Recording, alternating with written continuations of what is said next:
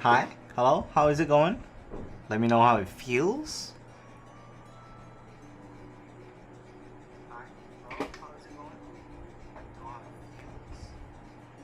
Sounds okay to me.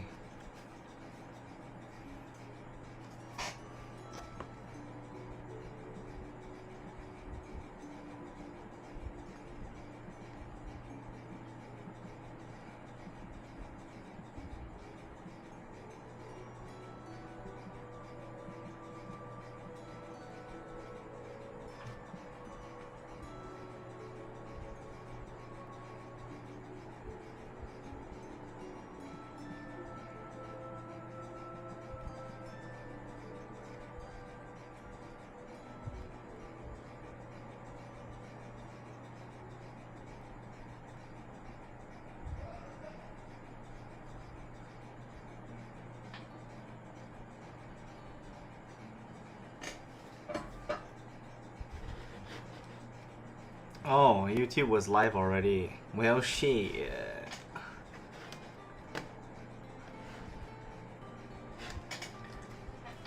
Well, hello everybody. For those of you on YouTube and those of you on Facebook, not to say anybody's actually watching, but I got a good drink with me today.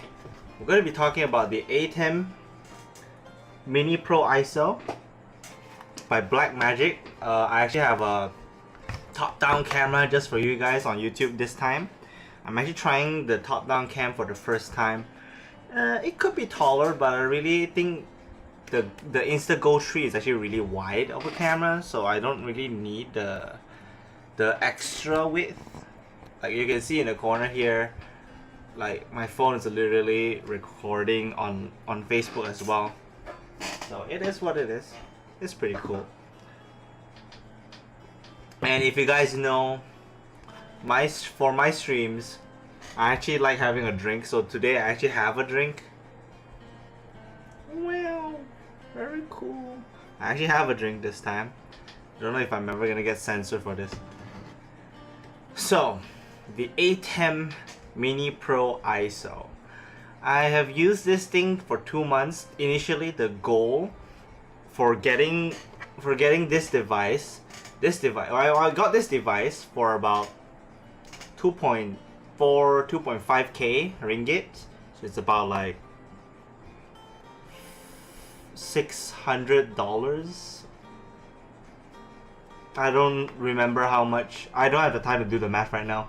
But I got this thing for about 2,500 ringgit. This is a professional HDMI production switcher for live broadcasting and other stuff.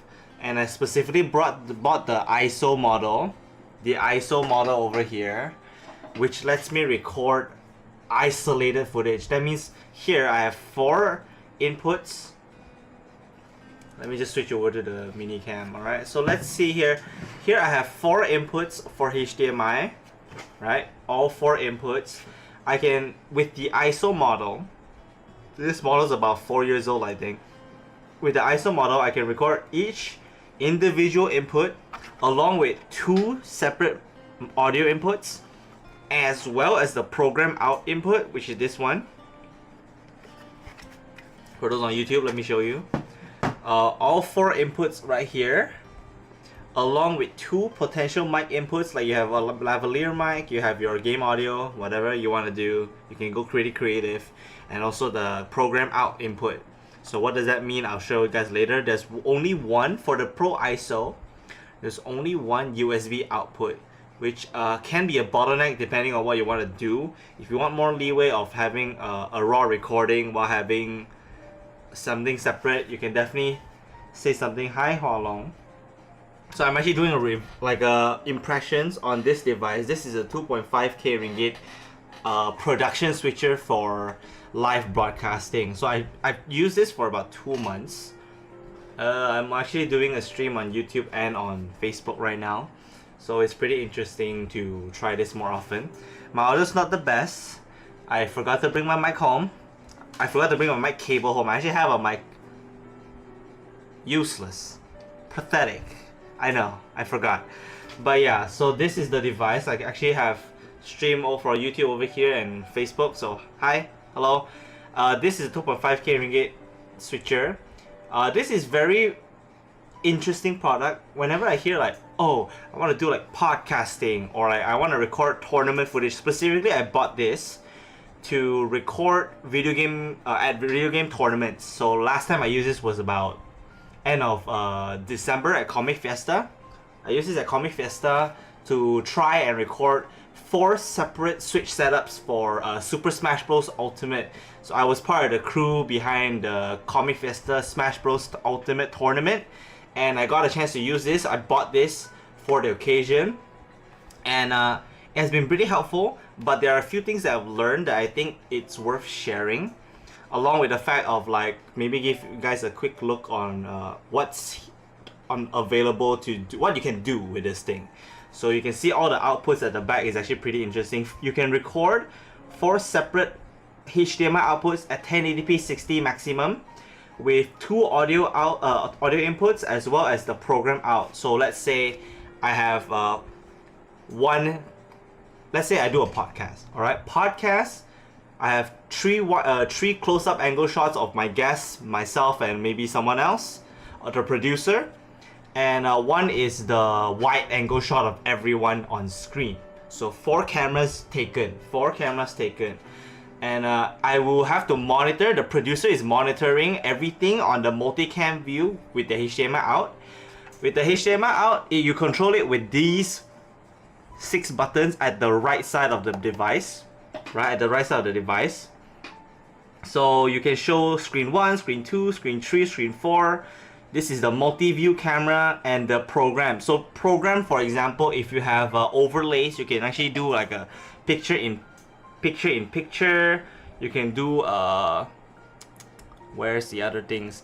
You can do picture in picture. You can actually show a program. It's like if you have a still picture you want to overlay on top, you can actually put it on.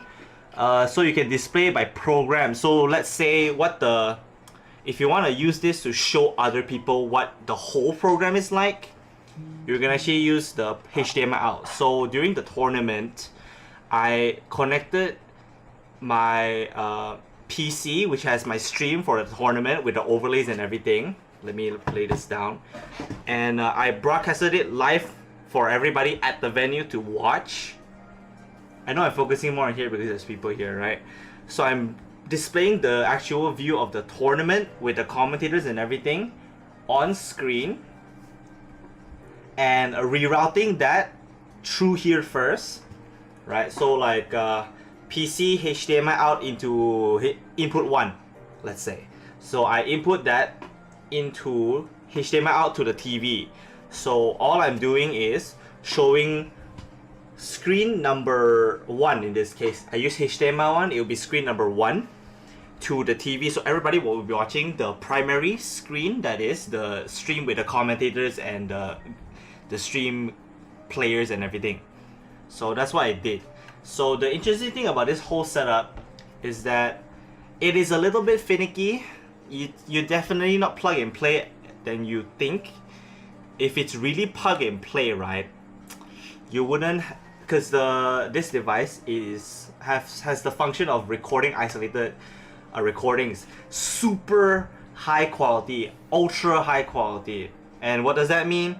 The file sizes are massive, hard to use, and hard to store. The good thing about this is that with the USB out, should probably also show here. With the USB out over here, you can directly plug an SSD and record with the device. So how do you press record? You can see here there's a record button, right? Record and stop. So it's a record and stop. Handling multiple streams is hard. Record and stop. So if you press record, whenever you plug a disk in, whenever you plug a hard drive in, this will be green, which means it's ready. This light will go green, tells you it's ready to record. So you press record, and then it will start recording directly into your SSD. Now, there is one caveat with that, is that your SSD has to be fast enough. It has to be fast enough to record, because I tried doing it properly, and I bought an SSD just to use with this device. So totally I probably spent about 3,000 bucks for the production setup for recording, and my SSD turns out was not good enough for this. The speed was not fast enough. So what I bought was I believe it's here, yeah. So I bought this. This one is an Adata, I think, an Adata SSD, I believe. I wish they wrote the brand properly though. And I directly plugged it in. So if I have a C to C cable, I can plug it in here. And then when I press record, I just straight record to the device. Extremely simple at first. Okay? At first it's simple, but it turns out it's not very simple at all. I should probably put this camera somewhere like this.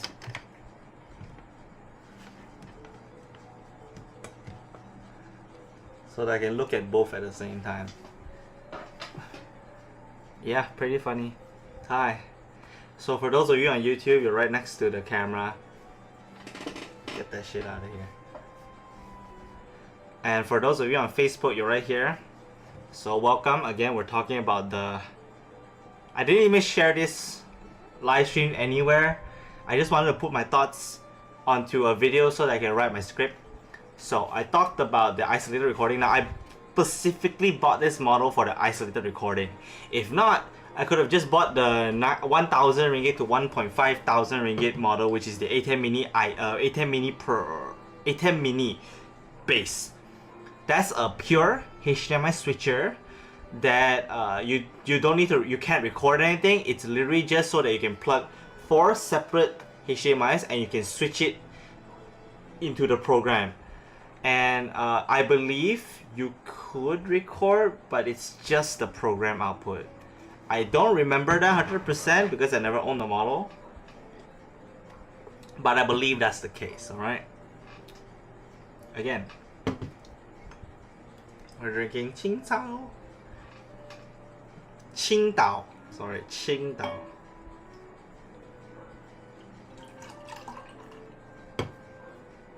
Oh no, it's dusty. I don't know if you guys want to see this. I can show it on camera. Yeah, I mean it's beer. What do you want? Ah, fuck. What a dumbass.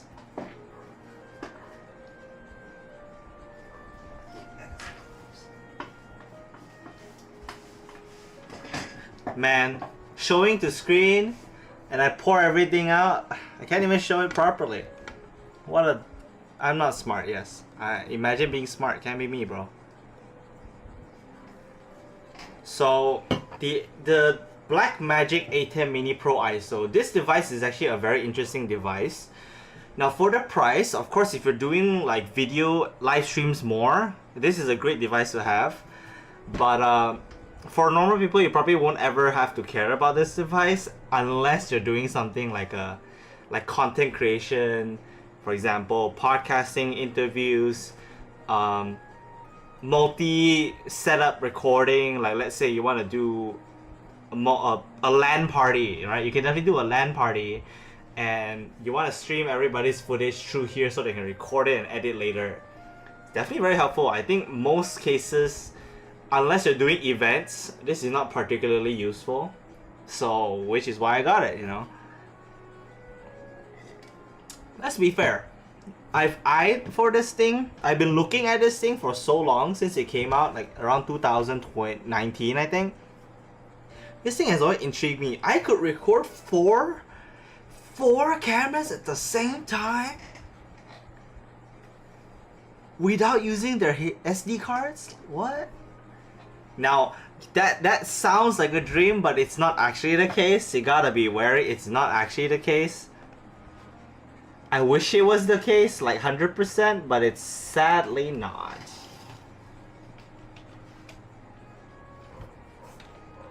Let me share my stream, since I'm just here doing nothing.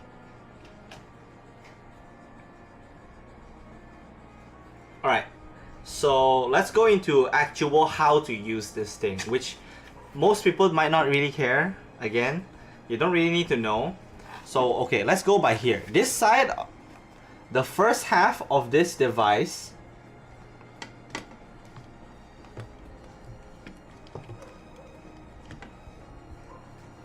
my camera is not blocking. Lucky me.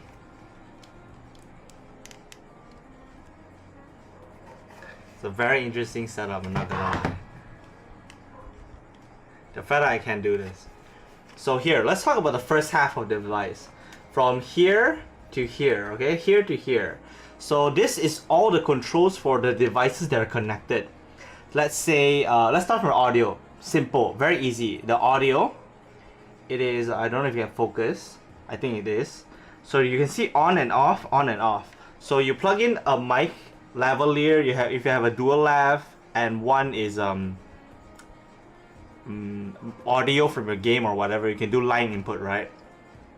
You can control it directly from here. If you want to up the volume in the recording, the bass recording, you can up from here. If you want to lower the bass recording audio just for safety, you can definitely do it here. But again, if you can tune it for, because you can see the audio levels in the multi-view cam, you can definitely tell like, oh, the audio's around orange consistently. All good, you're all good, okay? So you can control the mic inputs, volume from here. As long as you press on, it will record during your isolated recording, alright? And your stream. That's all you need to know for the audio, very simple.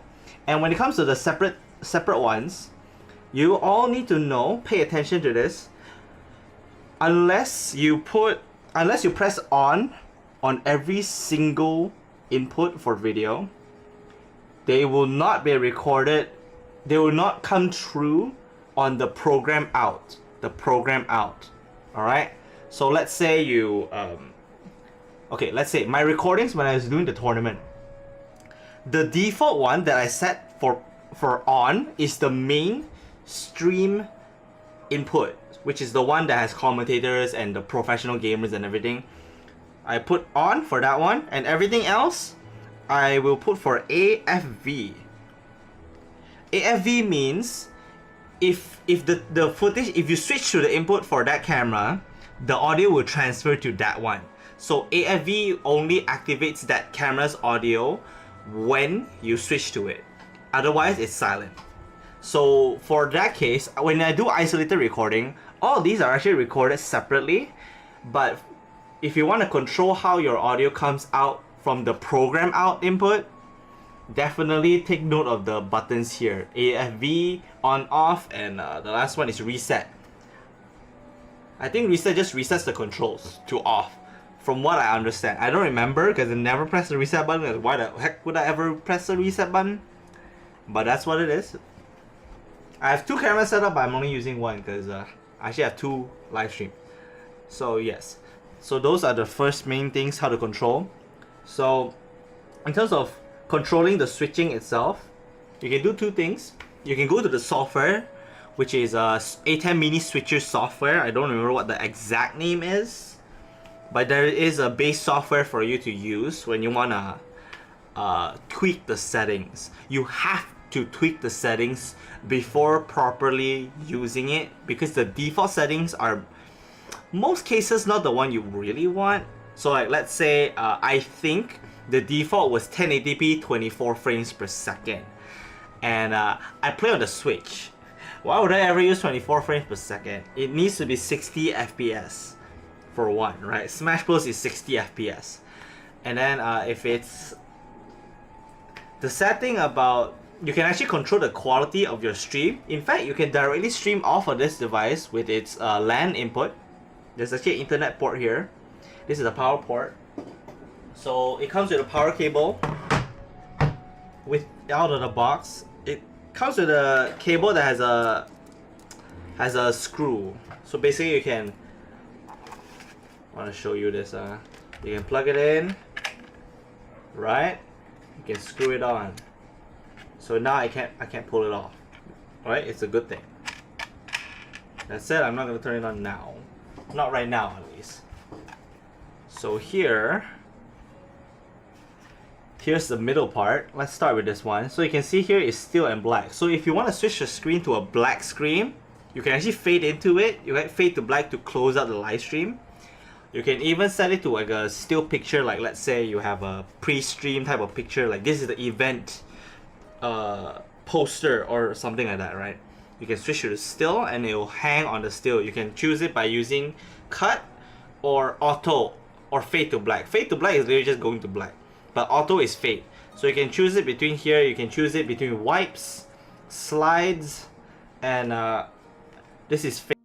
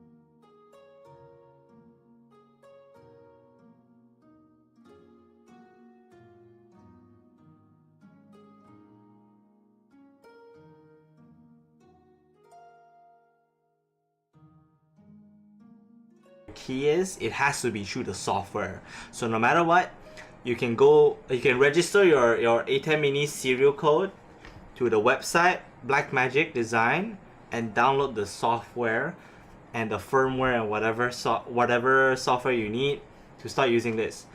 Every single setting to make this more accurately yours is all online. It's all in computer. You cannot do anything until you set it properly. I got this 1 week or two before the tournament, and I had to take a whole week, set it up, try it. Oh shit, shit still wasn't perfect. I set it up again the next week, so I had to try multiple times. Now the saddest thing for my specific situation, I want to do a multicam setup, right? I have multiple cameras. I have multiple video sources, right? But what can I do? I can actually not do that much because my Instago tree is a camera first, webcam second, but not a camera that has a HDMI output. Same thing goes for my Insta360 X3. Where is it actually? Okay, as an example, this device, this is the Osmo Pocket, right? Most of these pocket-sized cameras do not have a HDMI output. Most of them don't. So I can actually use this with this, even if I think the footage here is actually pretty good. But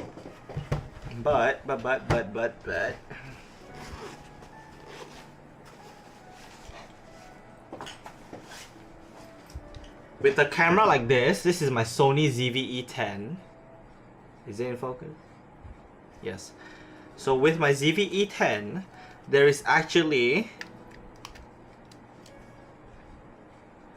a mini HDMI here, a mini HDMI for me to use. Now, mini HDMI is not the most reliable audio input, right? It's not the most reliable audio input, video input, sorry, video output, because it's pretty small. It's not as rigid as a HDMI.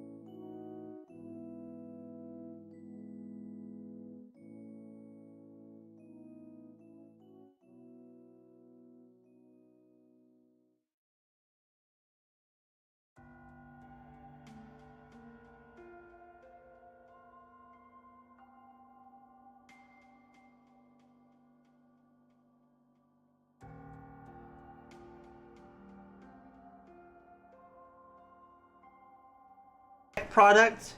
No. For my expectations, it actually there are a lot of things there are a lot of limitations to this device that I actually surprisingly had to deal with. Obviously maybe it's because I'm not researched enough, but I can't research every single thing about complicated hardware like this, because there's not a lot of details out there, you know? And as a guy that just bought this, knowing that the marketing just told me this device can record isolated recording, how would I expect that this device records files? If it's a half an hour stream, it's over 50 gigabytes. How would I expect that? How would I know that was the case, that I couldn't change any of it? Blackmagic, you have to deal with that, man. You have to do it. I'm like, what? I do enjoy the fact that I have 4 devices, but again, to fully utilize a device like this, it's a long-term investment. You have to invest no matter what you're doing, right? Because not a lot of devices have HDMI output. Not a lot of devices, not a lot of affordable camera options that are low maintenance, right, have HDMI outputs. And a lav is easy, right? You can just get for like 200 ringgit, 500 ringgit, you're done. To be fair, you're done. You just plug it in, you're done. If you have an audio interface, you want to output straight into the recording, you actually can do that. I did that for our stream. So I straight recorded the audio as a backup file straight to the Atem Mini Pro ISO, and I had a clean recording of everything. No matter how many frame drops, no matter what happens to the footage itself, the HDMI, the audio is all good. I don't need to fear that, which is one thing I am very grateful for. But you have to buy the cable, you have to have an audio interface that has an audio output, that has a main audio output, like a pure everything comes out type of output. This thing has a lot of things that you need to do to fully make it work the way you want. But once you're there, it's so good. Now I just need 2 or 3 more events to use this to 100% get used to this. And if people have more cameras for me to borrow, I'll just say that. I only have 1 camera that can use this. Like, I have a 360 camera, I have a pocket camera, I have my phone, I have a webcam, and I have one mirrorless camera. Having this device is making me be like, am I supposed to save up 2.5k to get a ZV-1 now? Like, it's the affordable rate, right? The cheapest high quality mirrorless camera Sony has, so they can match footage quality overall, being relatively affordable. Now this camera, if you buy it fresh, it's about 4,000 give or take. With the kit lens and everything, it's about 3.5k, 4k. I think the fact that I bought an 18-105 f4 lens, as well as a Bluetooth remote, which is again peak, right? I get to use this quite a lot. And if I can offload any major recording when it comes to live setups, that would be the dream.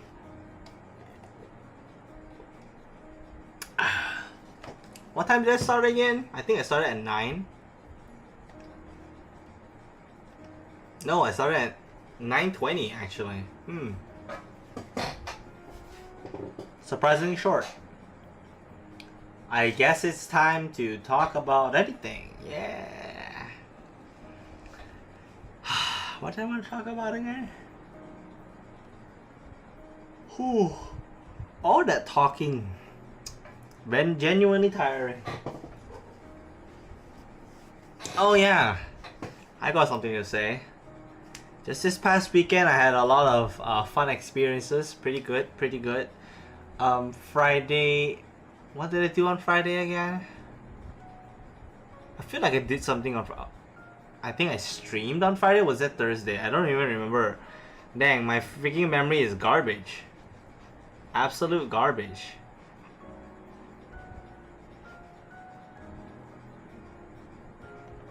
What day was that? When did I last stream? 26th. Yeah, that was Friday. Yeah, Friday. Okay.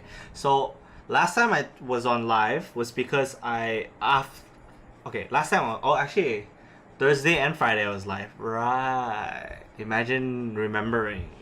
So I was not wrong at remembering. I remember correctly, just that I forgot Friday and Thursday happened. So for Thursday, I couldn't go to the event to buy my equipment, right? So I got it on Friday and I talked about it. My Ulanzi AM18. Again, I forgot to bring it back home, which is why I don't have the best audio on any of my devices. I'm actually using the Insta360 Go Trees microphone for YouTube. Absolutely horrendous. I can't even record the tournament recap script. And for Facebook, surprisingly, the audio is not too bad. There's audio enhancement features, which is like noise reduction and everything. So supposedly the audio is actually not that bad. Supposedly, I actually can't listen as I am right now. So during the weekend, I got my Ulanzi M18. The day after, I had a chance to try everything out.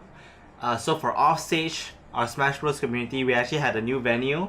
Same thing in Bandar Sunway, but we switched from literally the shop lots next to Sunway Pyramid. We went to Mentari, which is across the highway. It's about a 10 to 20 minute walking distance from Sunway Pyramid itself. But there are stations at Mentari, so it's not that bad.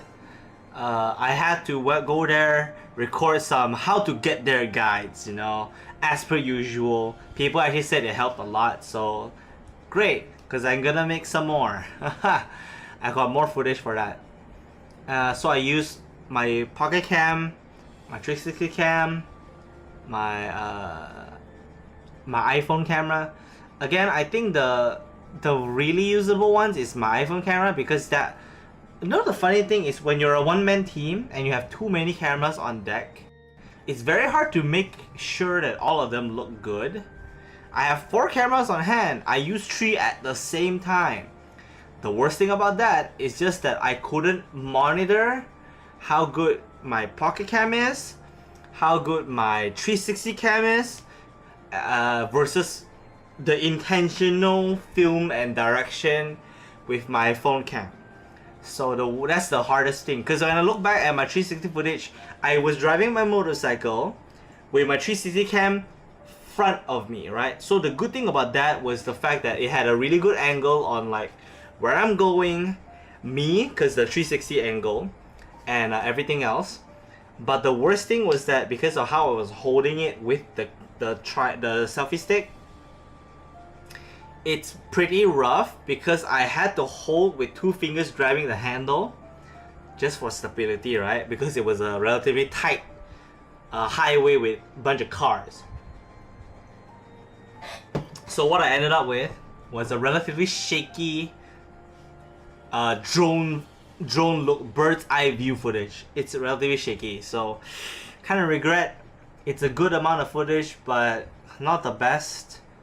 And one thing I have to regret with the pocket camera, right, my Go 3, is the fact that unless I'm doing something actually interesting and my eyes are actually more directed, like my body is more directed at something, the Go 3 is very hard to utilize on average. Like if I use this without any intention, like if I use this camera without any intention, right, it's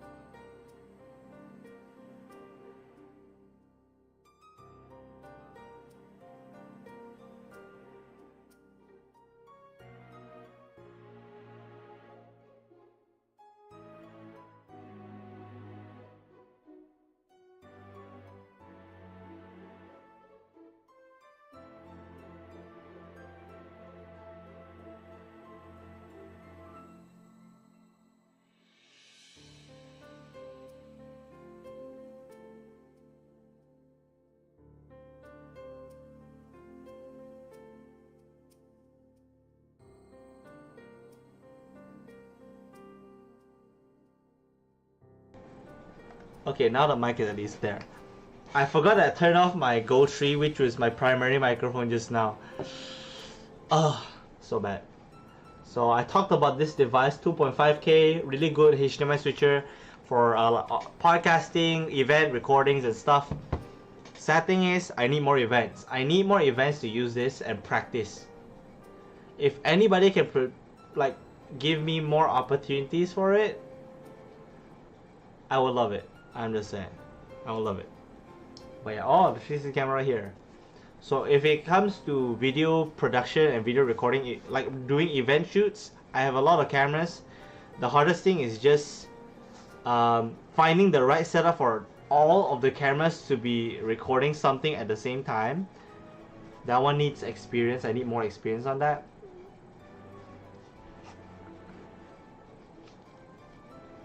But overall,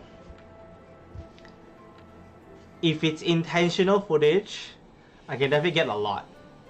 No, I can get a lot of footage. Like I go for a 2-hour shoot outdoors. I can record a lot of good footage. Trying to use all 4 cameras. I tend to use one by one, and if I have a chance to put it stationary and just record like a time lapse, like a recording, POV shot or whatever, definitely utilize. I can definitely use it. So again, I think that's pretty much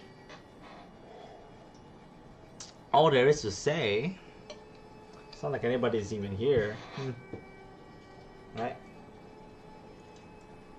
Alright, I'm drinking some beer while we're chatting. How are you doing? Right? How are you doing? Again, I don't think doing streams on most platforms do anything, but if streaming helps me get some people wanting to hang out, I think that's a good idea. Again, right? It is what it is. Again, I think that's about it, to be honest. Anyway, guys, thanks for joining me on this little chat. If my camera doesn't start having frame skips and everything,